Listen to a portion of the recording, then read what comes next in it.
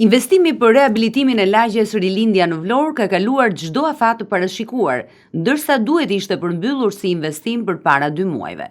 Ditët e fundit ka nisur puna për asfaltimin e rrugëve të brendshme, pavarësisht se zbatimi i projektit është tepër vonë.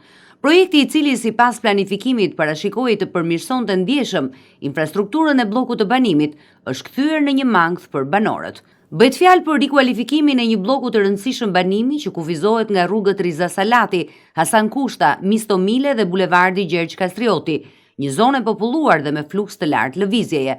Kompania e ndërtimit që ka fituar tenderin për zbatimin e projektit akuzohet nga banorët për mungesë serioziteti dhe neglizhence.